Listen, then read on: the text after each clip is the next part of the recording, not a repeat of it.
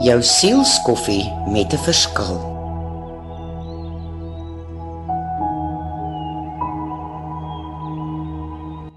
Weet jy, as ek heeltemal eerlik moet wees, dink ek nie daar is een mens wat nie met vrees worstel nie. Ons is almal bang vir verskillende dinge.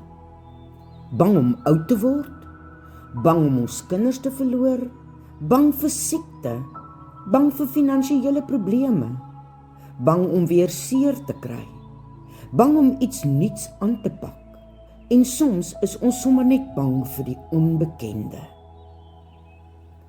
Ek moet vandag erken, ek sukkel self die afgelope tyd met vrees.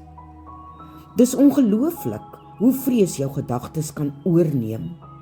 Skielik voel dit asof jou kop 'n warbel raak. Jy kan nie helder dink nie. Jou visie vir die toekoms verdwyn. Jou hoop begin kwyn en voor jy jou kom kry, glo jy dinge wat glad nie waar is nie. Dis toe wat ek besef dat vrees een van die sterkste wapens is wat die vyand teen my en jou gebruik. Hoekom?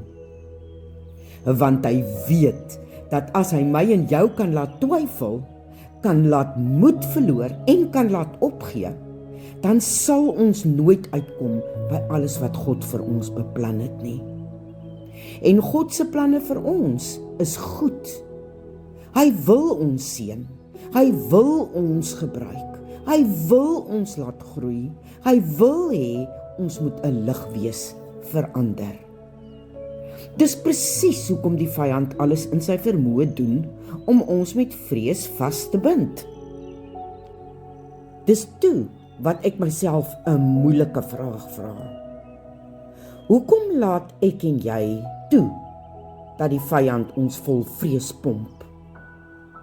Hoekom gee ek vrees soveel ruimte in my gedagtes?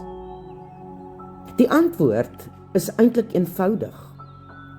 Dit gebeur wanneer ek en jy ons oë net vir 'n oomblik van Jesus afhaal. Wanneer ek meer kyk na my omstandighede as na my verlosser. Wanneer ek begin dink soos die wêreld dink, in plaas daarvan om te onthou wat God oor my sê. En dis presies waar die geveg begin, want vrees voel baie werklik, maar dit is nie altyd die waarheid nie.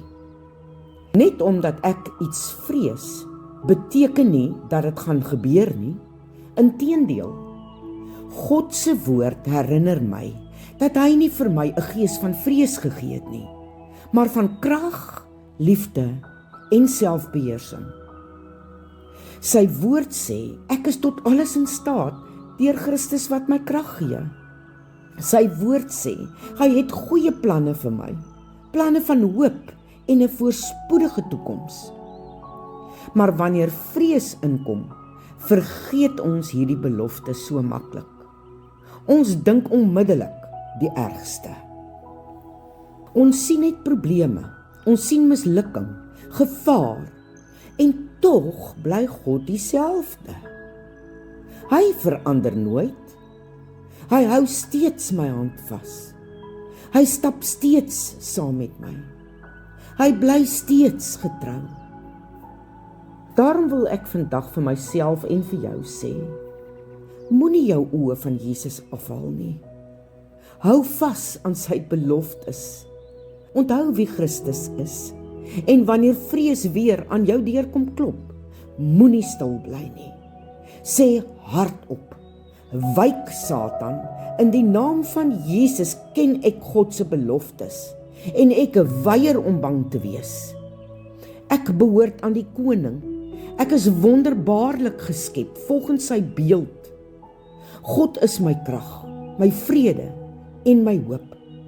Daarom sal ek nie toelaat dat jy vrees in my wil sit om my lewe te beheer nie. Mag ons elke dag kies om geloof bo vrees te plaas. Want waar geloof groei, verloor vrees sy houvas. God is steeds op die troon en hy het jou nooit vir een oomblik alleen gelos nie.